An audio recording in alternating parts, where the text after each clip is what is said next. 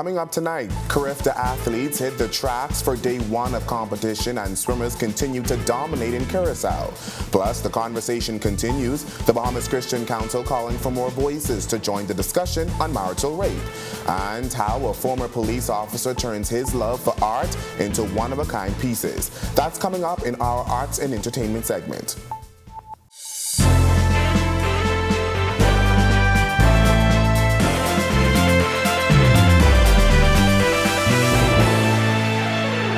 Welcome to Our News, the weekend edition. I'm Berthany McDermott. Thanks so much for tuning in. Scores of fans, athletes, and public figures from around the Caribbean gathering at the Thomas A. Robinson Stadium for the opening ceremony of the 50th Carifta Games. The ceremony was marked by the parade of nations, speeches, and live entertainment. Prime Minister Philip Davis officially opening the games.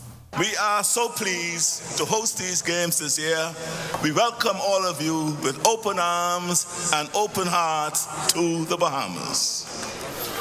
I am so happy that the Carifta Games are back on track. After a 2-year hiatus during the height of COVID-19 pandemic, we are now settling back into the joy of a sporting tradition which we have come to look forward to at Eastertide. Those in attendance expressing their excitement to be the first in the stands for this year's games. Oh my gosh, I'm so happy to have the day off just so that I can be here. And especially it being commemorative of our 50th anniversary, I am ecstatic to be here for the opening of the Carifta. Oh, I'm very happy to be here for the opening, and I intend to be here for every session over the next 3 days. And I'm glad to see that we are hosting, but I'm also pleased as a former coach and a former athlete to see our young athletes perform. So I'm going to be here with my Bahamas flag, 242 or nothing.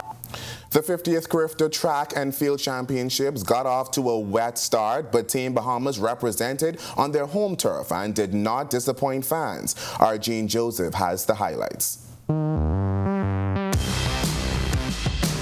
The Thomas A. Robinson National Track and Field Stadium was buzzing with fans and supporters this morning. Despite the rain, fans saw many qualify in their respective heats. Caden Cartwright threw 64.07 meters in the under-20 boys javelin. The unofficial result placed him nearly 3 meters ahead of his nearest competitor, Trinidad and Tobago's Charles Dorian. With that throw, Cartwright was the first Bahamian to strike gold in the competition. Despite a strong field of competitors, he tells Our News he was pleased with his performance. Yeah, I was pretty excited because coming into the competition, as I saw the lineup, everybody was like 2 meters away from each other. So I was pretty excited about the competition, and to come out back on top, I feel pretty good. Terrell McCoy came into today's competition hoping to smash records in the under-17 girls shot put throw. While she missed the mark, her performance secured the second medal of the day for Team Bahamas, a bronze. I'm happy with the outcome. I'm happy that I medaled. I'm happy to bring in some medals for my country, and I hope that goes towards our point so that we can win. Team Bahamas' Carlos Brown now has one less obstacle between him and the medal stand, as Jamaican national junior record holder Uwaji Nkrumah pulled up with an injury after an explosive start in his under-20 boys 100 meters heat. He was a favorite in the 100 and 200 meter races, coming in with a personal best of 9.99 seconds, the third junior sprinter in history to secure a sub-10-second time. And now, Team Bahamas will look to add more medals to their total medal count, with many athletes progressing from the heats to the semifinals, and hopefully on to the finals. Reporting from the 50th Carifta Track and Field Championships, for Our News Weekend, I'm Jean Joseph.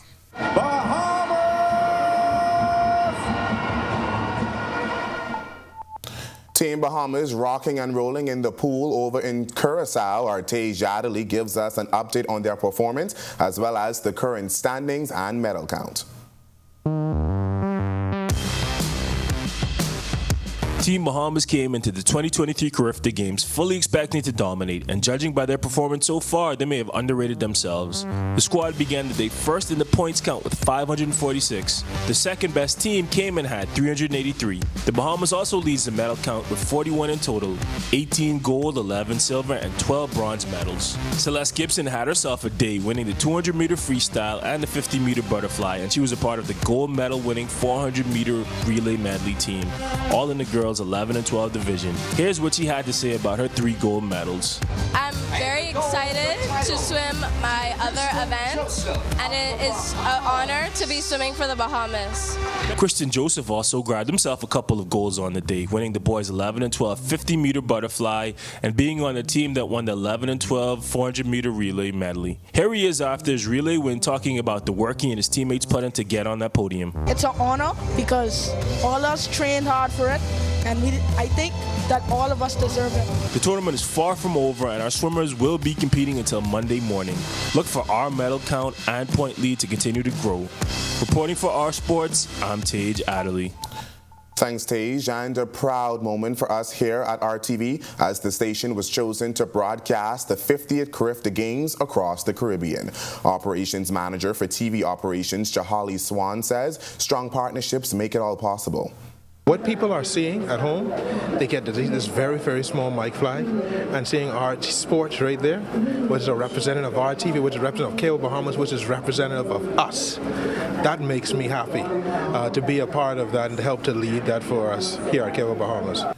Local production company The Movie Group also working with RTV to broadcast the games. General Manager Burton Wallace says the effort by both companies puts the Bahamas on the map. It's actually a humbling experience to have been able to have the opportunity to partner and collaborate with Cable Bahamas and Alive, and of course with the Carifta committee on this event. We've created now a recipe that is taking Carifta literally to the world, all through the Caribbean. I'm told we're transmitting into Canada and who knows where else right now. But it took a tremendous effort, but I think it's going to bear a tremendous result as well. With the games now underway, Bahamas Association of Athletics Association's President Jamaica Archer says ticket sales have been record-breaking. The ticket sales, by all indications, are at record numbers.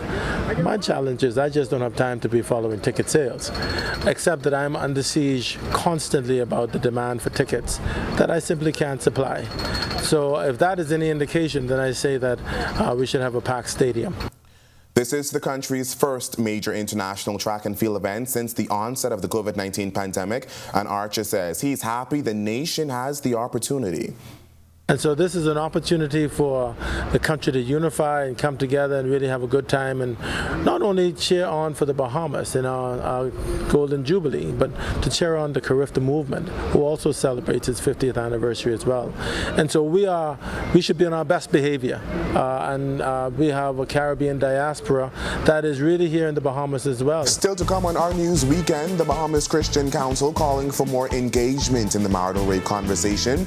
And will Village Road businesses be compensated for issues caused by recent road improvements? Find out when Our News Weekend returns. At Doctors Hospital, our lamp just got brighter. The Loyalty Advantage membership program now has 3 unique plans to choose from. From Lamp Prepaid with free prime care visits and service line discounts, Lamp Insured with copay waivers and 0 upfront collections at the ER and inpatient services, or our new Lamp Access, a free plan that offers 10% off labs, pharmacy, and imaging. Lamp has a plan for everyone. To sign up, visit our website or give us a call. Doctors Hospital, trusted and best care now.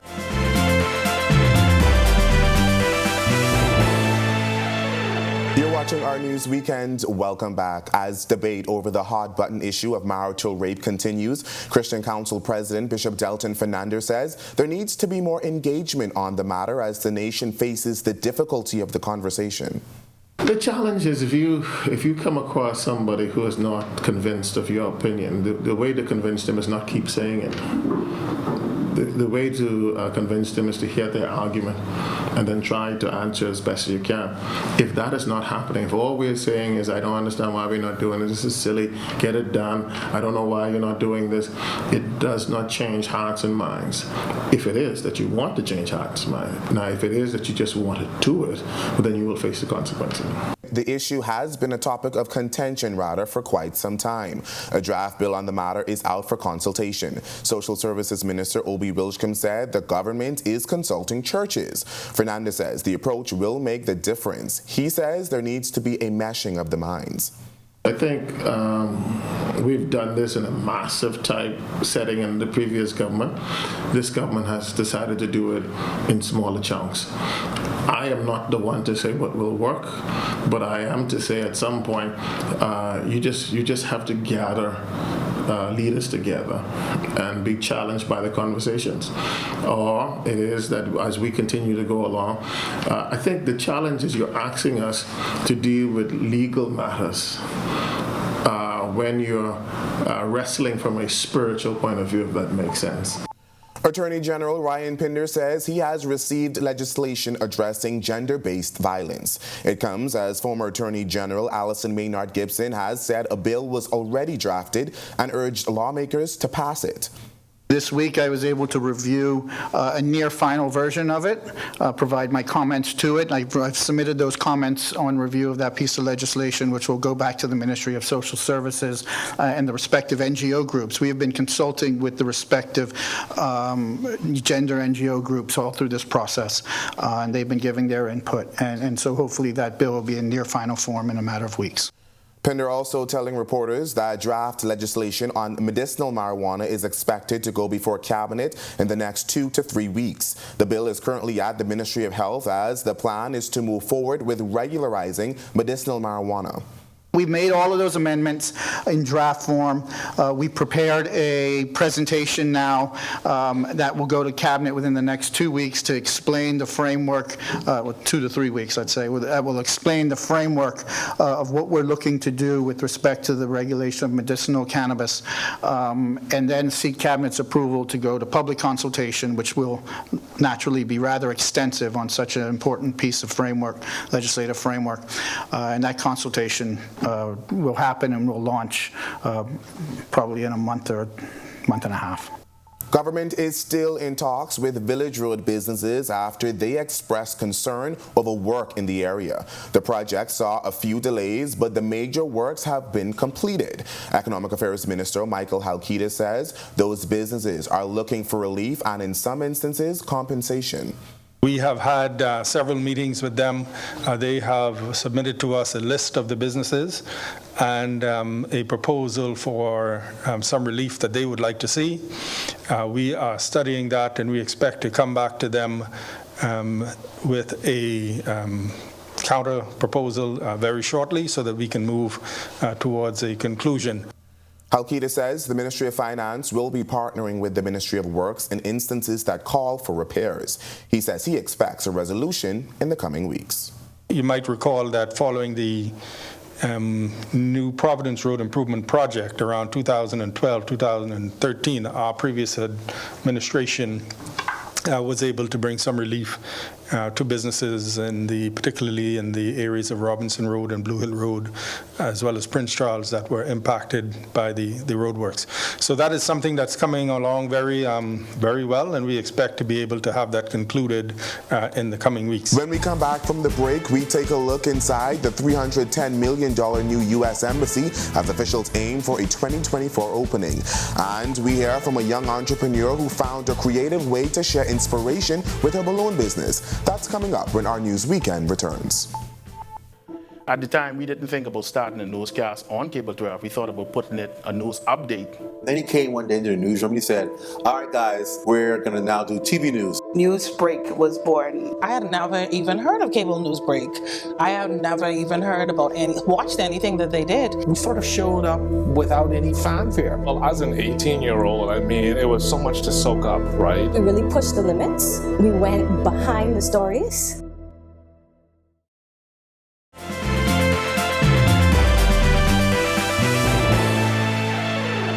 This is our News Weekend. Welcome back. The U.S. Embassy will soon have a new home as the United States government is constructing a multi-million-dollar facility. But what went into the project? Our Jamila Mizik has the breakdown tonight. The new U.S. Embassy will be completed early 2024. That's according to the project director, who says the construction phase of the project makes up $225 million of the $310 million overall cost. He shares what it took to get to this point. The contract awarded was December of 18. Cadell mobilized in the beginning of 19. Remember, we had some demolition to do. We removed Jones Communication and some other buildings. They started the parking garage, which was on Shirley Street, and then we finished formalizing the design towards the end of 19, and then we started the remaining parts of the construction in 19. And despite the challenges and delays brought on by the COVID pandemic, he says the timeline is still on schedule. He shares some of the features inside. We begin with a heavily insulated building with energy-efficient equipment inside. You'll see LED lights everywhere. The air conditioning system is very efficient.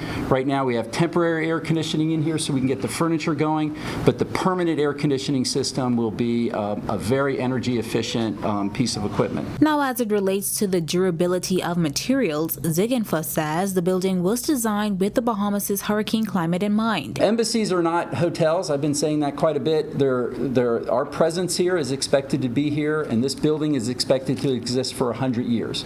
So we have a 100-year life cycle for a lot of things. And that starts with these concrete panels that are on the outside. They're either made of ultra-high performance concrete or they're glass reinforced. They're both reinforced with fiberglass, not steel. So the steel won't rust, corrode, and then pop the concrete. And as for road work around the area, there is going to be no expansion of the roads. We are expecting repaving of the roads once we get our permanent utilities in, and we get, we're going to need to tear up the roads to put in our utilities. Once that's done, then we would expect the roads to be repaved. Reporting for Our News, I'm Jamila Mizik.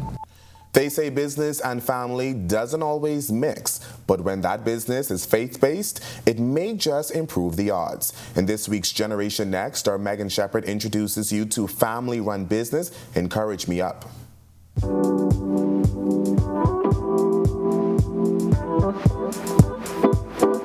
Encourage Me Up, Inspiration on a String, literally started as Inspiration on a String. 26-year-old Janae Winter says, it all started when her mother noticed a little girl with a balloon tied to her wrist. Suddenly, her mother heard a voice telling her to look up. When she looked up, she saw a ceiling full of balloons, but that same voice said, there is none that speaks of my word. Now, my mom is a Christian, and she strongly believes that the inspiration from this business came from God himself. But what exactly is Encourage Me Up all about? If you take a look at our balloons, each of them have in the front of it, you are something, whereas you are loved, you are healed, etc. And the back side has a corresponding scripture.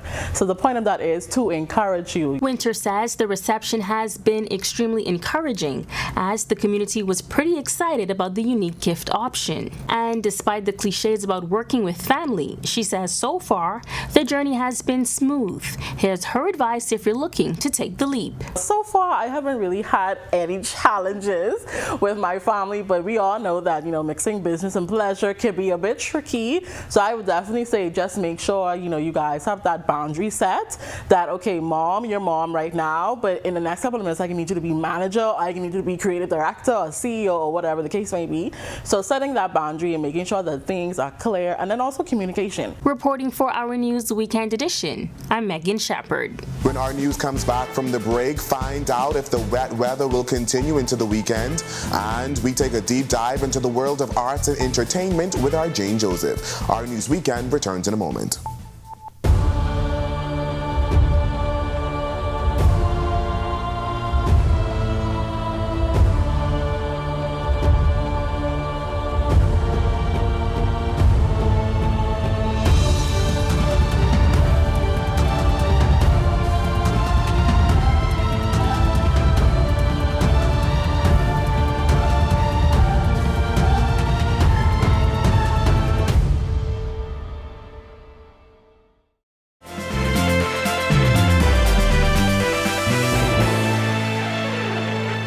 To Our News Weekend. Mostly sunny skies with a few showers today, but will it continue to get warmer or wetter? Let's take a look at the weather forecast for the next few days.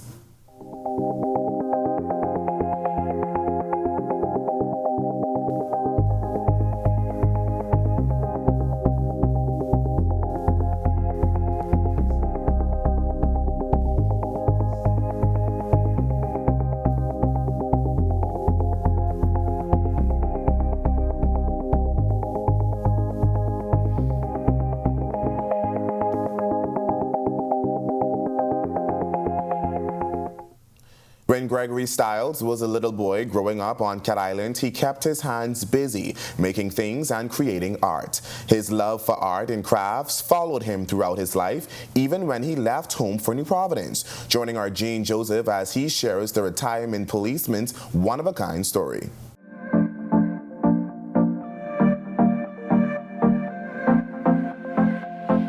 Greg Stiles is a self-taught artist and craftsman. This multifaceted artisan's skills result from trial and error and many sleepless nights.